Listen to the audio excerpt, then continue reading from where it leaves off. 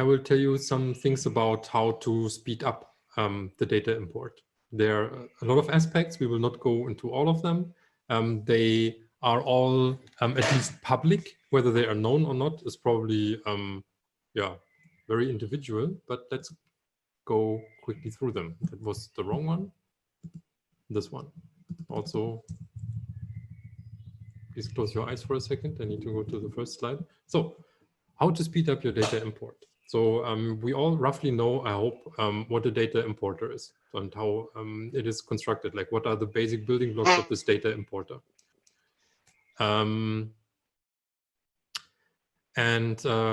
We just learned from Monica that we provided a couple of things now that will increase the speed of development with the data importer. It will allow you to bring things up to speed faster. It will allow you to reduce the amount of development resources you have to put there, because business people are better enabled to make changes by themselves. And you also do not necessarily have to only stick to the strict structure of the demo data that we had before, which divides data points basically by subdomain, so by the module cut that we decided for. But now everything can be closer to the format that you can actually get from your data delivery systems, like ERP systems, product information management systems, these things. And then we consume the data, so we read it, which way ever. We will dig into that in a second. Then we have this collection of steps. Those are meant to enrich the data set. They will first add to the data sets stuff that it will need later in order to be be complete enough to be passed to the writer. So we will add maps between things that are in the data set that have representations in the database. For example, when you have a locale on your data set, you would add the mapping from this locale to the ID in the database, with the ultimate goal to have everything prepared to pass it to the writer, where you can directly throw it against the database. So this is the ultimate goal of these transformational steps. And the writer then is meant to put this into the database, which is like one of the usual scenarios, because it does not necessarily have to be the database. As Monica mentioned, we have this dualism in this data import export. So it's a data exchange. So the source and the destination is in most cases Spryker, but it can be on both ends actually. So it's also suited in order to export something. We talk about the data import usually still, because the mindset on my side at least didn't change yet. So I will talk about import processes that have Spryker as target. So we start from a file, usually a CSV file. Theoretically, everything was already supported then. This is probably one of the things you were referring to earlier, where you build something yourself, because everything you can transform in any way into an iterator can be used as the input source for a data import process. And on the other end, we have, in most cases, delivered in the standard case, Propel, and Propel writes to the database. So we have our ORM that makes the data access a little bit easier for us, that passes the data on to the persistence layer. This is the standard use case. Now, what happens if we have a lot of data? If we have several files, we have several sources for this data, then yeah, we have a problem. We would have to adapt the import process. We have to maybe harmonize, unify it. Maybe we have to combine all these files to one big file, or we might actually already have just one big file, but that is just like way too big to just linearly process it. So what we can actually do here is a couple of bash tricks, especially in CSV.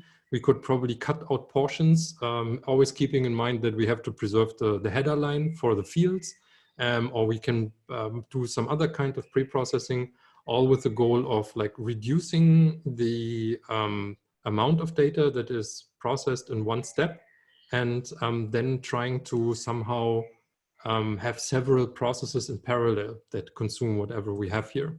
And we actually already have something like this in place, and it already saves you a lot of additional steps that you would have to take care of, or it forces you to think about these. So stuff that you probably didn't think about before. So we can take all these data input sources and put them into a queue, because we have, they come directly from the core queue data importers. This is something that many people did not encounter. Actually, it does not really look like this picture here, but it's more like a two-step process. So we have a lot of files, let's say. This can also be a different source that we then threw into small data import processes that do like minimal, ideally none processing, and those are then thrown into a queue.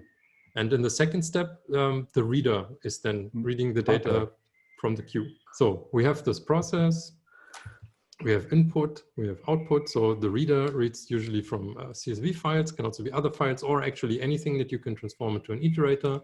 Then there are these transformational steps, and then it writes into the database. As Monica said, I repeat, this can also be an export process, but in the scenario of data import, not the newer version of data exchange, Spryker is the target of this process. So we go through our ORM layer, through Propel, that makes everything a little bit more easy.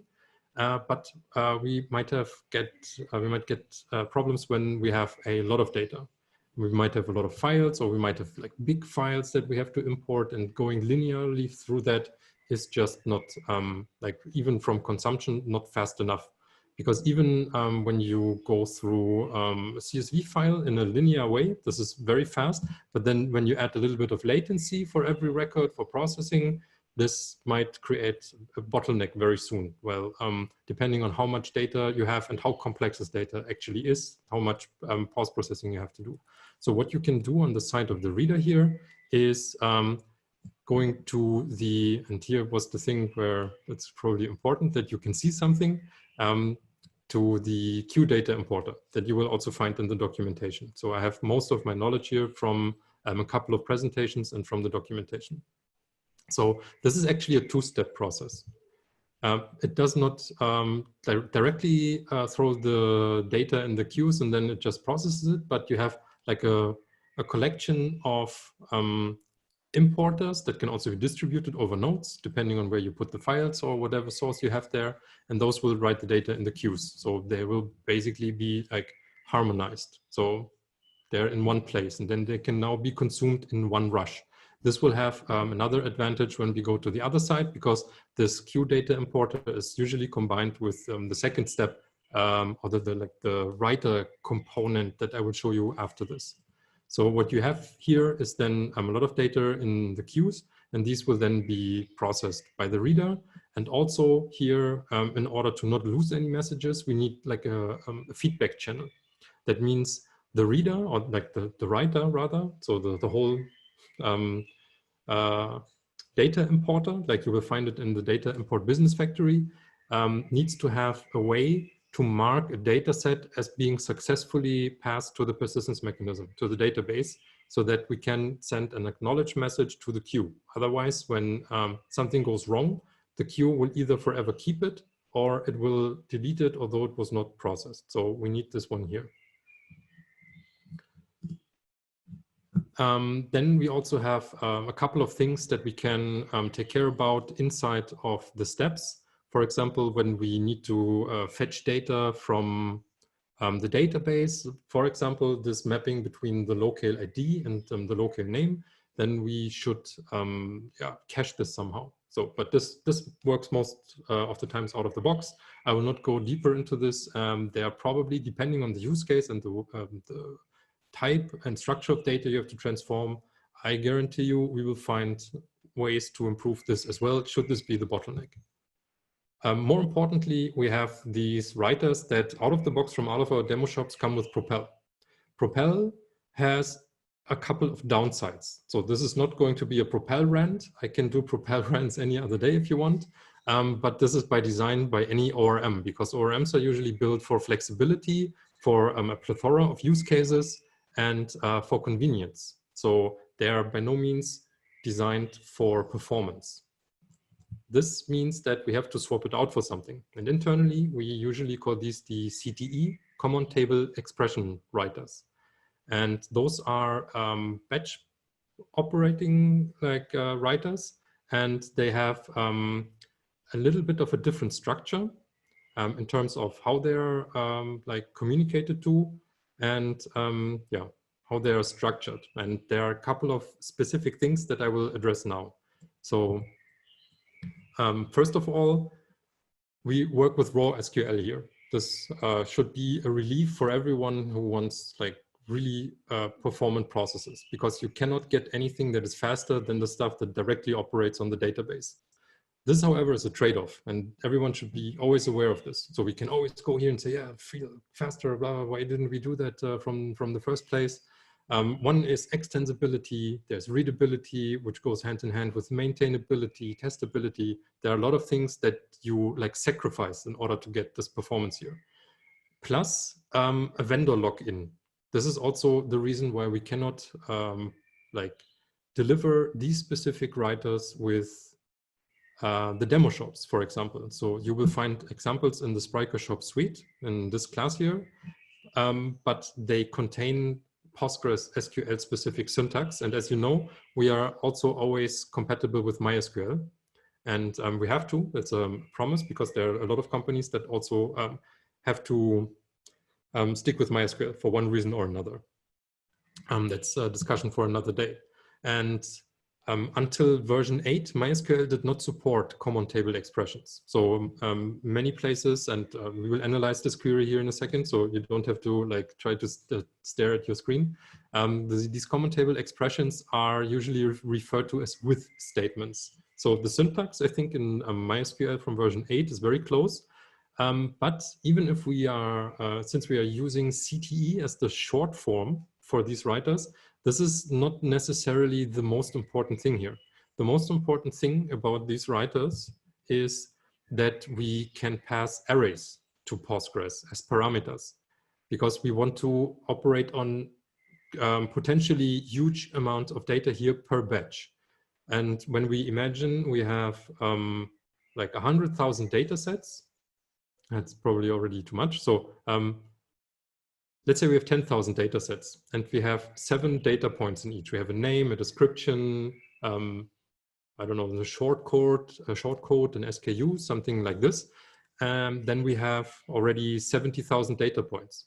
PDO, however, has a parameter limit of 65,000. So we have to find a way to bypass this parameter limit, because a batch of 10,000 products is, in this scenario, also considered very small already.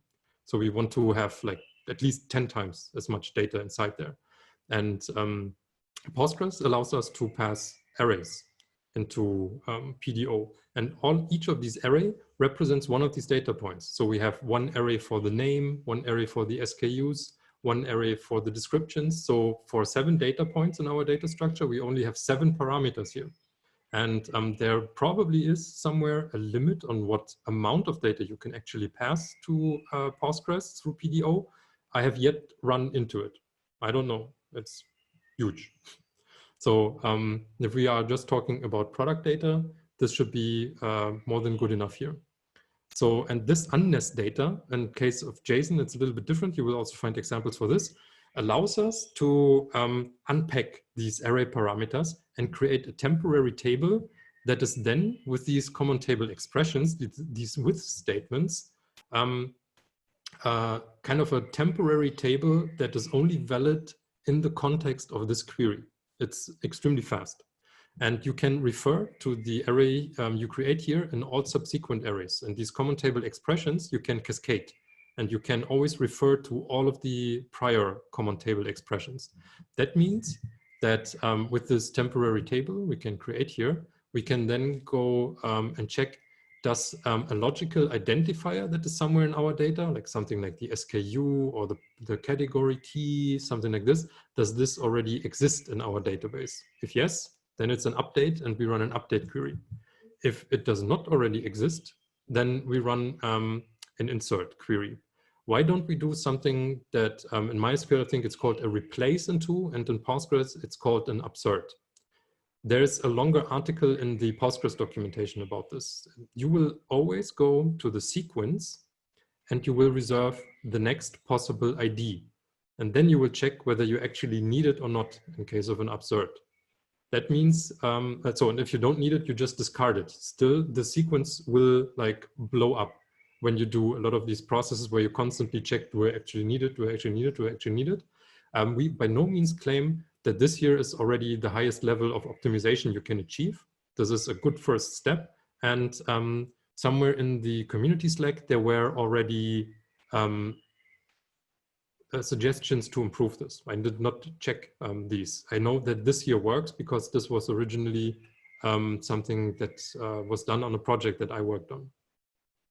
And in the end, you can actually then also combine the results of these queries. So it actually returns something. And then you know which of these queries or which of these inserted records were updated or inserted. And these things can be by, I don't know, magnitudes faster than going through Propel. So you have batch operations here. You have, yeah, that's actually the biggest advantage, the batch operations, and you can have the database having run performance optimizations for you. Yeah, and then yeah, you can return it. So I was actually quite fast, right? So tips for performance imports in the data importer are try to avoid message flooding. I think we addressed this in the pre-talk chit chat that we have, that for example, on Carson's project, there are a lot of messages that are created. This is why most of the data importers also implement an interface that is called, no, I forgot the name, something with blah, blah aware that will allow, or the trait maybe, or an abstract class that will deactivate the publish and synchronize. So you actually record all of the IDs that you were processing. And instead of firing the events for something that most likely will repeat over and over, you only remember the IDs. And then you only like manually basically fire these IDs once against the database, against the publish and synchronize mechanism. Then we parallelize and harmonize. So this is basically what we saw in the queue processors. So we have mechanisms that allow us to also distribute our incoming messages somehow. For example, by putting them in a queue and then having workers that we can horizontally scale work on these incoming data points. Then inside of the steps where you have to like communicate with the database, for example, because you need to prepare data, you have to most likely have a lot of data in memory. So this might also become a bottleneck on your nodes. So whenever you can, release the memory there. Of course, try to like keep it as long as you can, but also try to do it in kind of a clever strategy. This is now very fuzzy, but you will maybe see what I mean when you will encounter one of these examples. So when you really have a bottleneck, you should only load the data you need. And usually you can somehow figure out what data you need by inspecting the data first. This might seem like overhead a lot of times, but depending on your resource restrictions, this might pay out.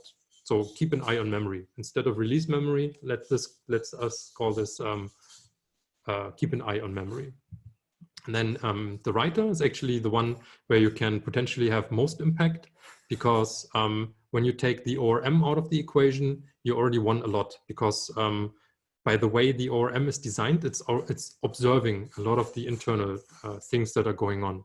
The ORM will make sure that you do not duplicate IDs or anything like this. So it will make prior round trips to make sure that the ID is not already taken or something like this. So even if it's just like milliseconds, imagine you import 100,000 products and you make 3 additional round trips to the database for each of these. This will pile up in network latency alone. So taking the ORM out of the equation and having more control over when these communications happen, you already win a lot. And when you do things in batches that you pre-accumulate and you can control, because you can also control the batch size, when these batches are actually put to the database, you can greatly win.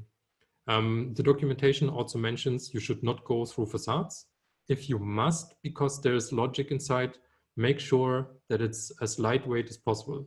and make sure there are no queries behind it, especially what you since and what you should also try to avoid is running these things in loops, because running queries in loops is one of the most horrible things you can potentially do.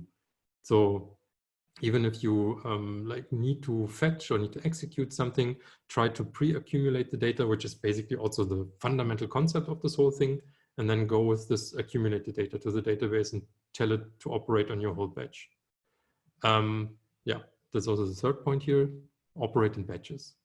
In the database world, this will be by, I don't know, up to a factor. Now I make numbers up 1000 faster. This will be a different world of performance.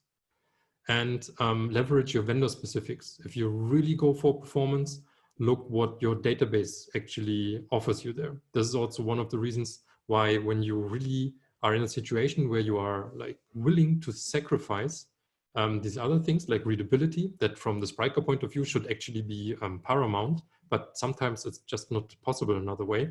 You should like really try to use the optimizations of the database engine that the vendor delivers to you. And these you can usually leverage by operating with raw SQL on them.